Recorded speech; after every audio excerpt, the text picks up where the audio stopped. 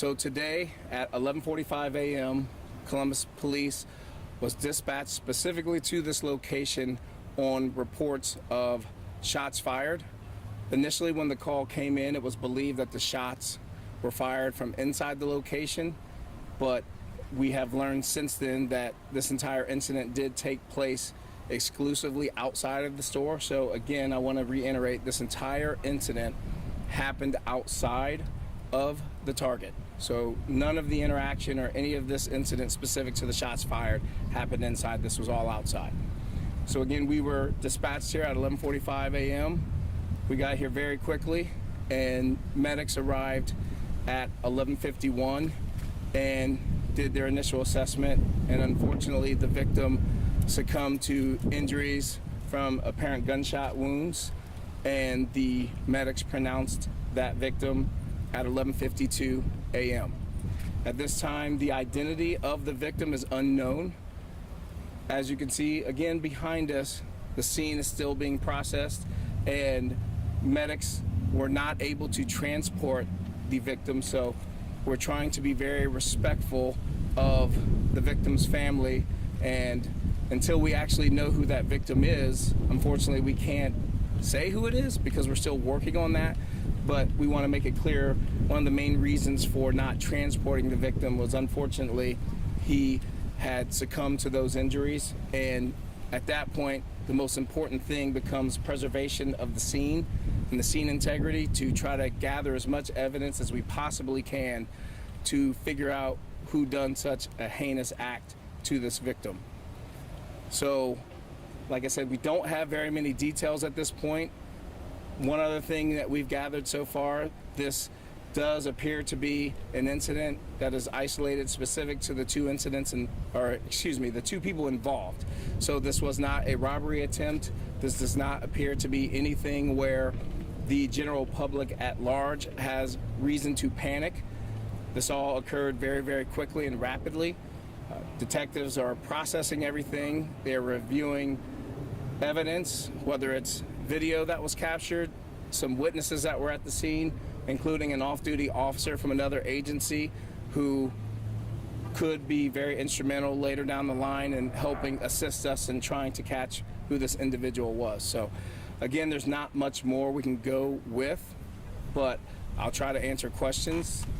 But lastly, we cannot confirm that if it was or was not a Target employee specific, but we do know that it was not an employee that was working today. So we don't know that. Again, it's so early, but we do know that it is not an employee who is scheduled to work today. So if you have a loved one out there who works at this specific Target location, we can tell you that this victim was not a Target employee who was scheduled to work today. So with that, I'll try to answer as many questions as I can. Sergeant, what's the relationship between the two people, and were there shots exchanged or just one person doing the shooting? It appears that only one person engaged in the shooting. We do not know what the nature of their relationship is, but this was a one-sided incident in terms of shots being fired. Are you looking for a vehicle right now that might have been here at the scene that might have the suspect in it? The vehicle that we believe in question to this incident was a dark colored, we believe, Chevy Impala. So a darker color, either dark blue, possibly black, later model Impala right now. We don't have the specific license plate information, but if that becomes available, we will put that out publicly to try to assist us in capturing this person. Did you confirm, is this victim a man, and are you looking for a man or a woman? It is a man, and the suspect, the victim is a man, or male, excuse me, and it appears that the suspect was also a male, darker skinned victim, unknown race. Did this appear to be an altercation, or did the suspect just walk up to the victim and fire a weapon?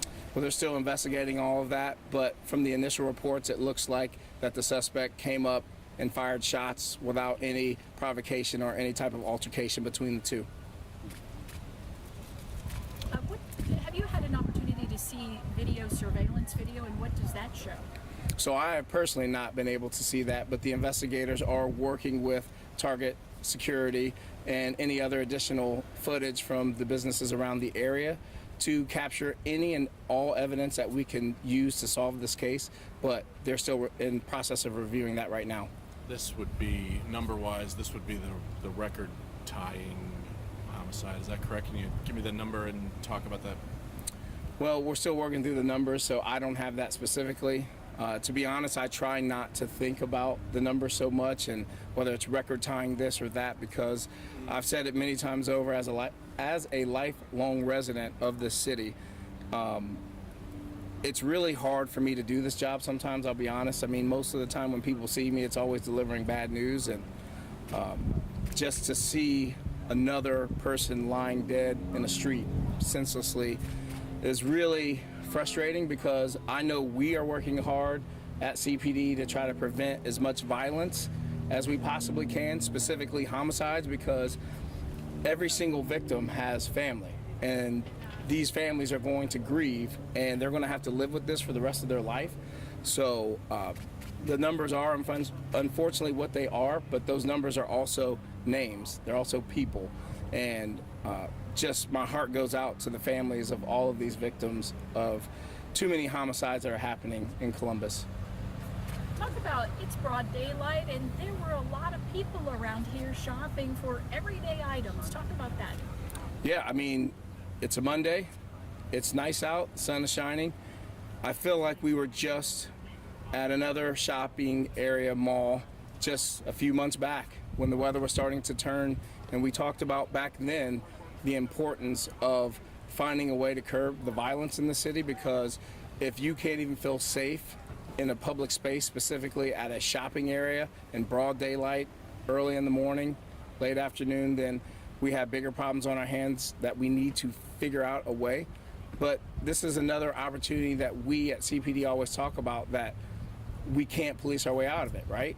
We always talk about all these things. We need all these activists that are out in the community that say they are against all the violence to step up.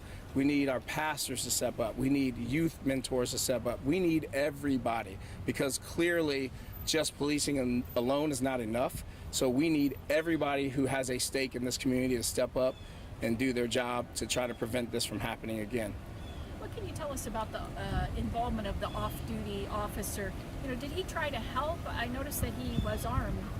Yeah, I'm not sure of the exact details on what that off-duty officer did exactly, but I do know that he was a witness to some degree to this incident and will be more than helpful in our investigation. Will the Target be closed for the rest of the day? Do you know?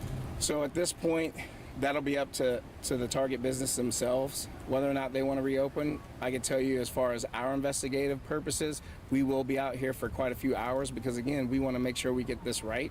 We understand that a victim is lying there in the street, and a lot of people would want us to get him up as quickly as we can. But unfortunately, we want to make sure that we preserve every piece of evidence that we possibly can. So with this situation being what it is, we will be out here for a couple hours processing this scene.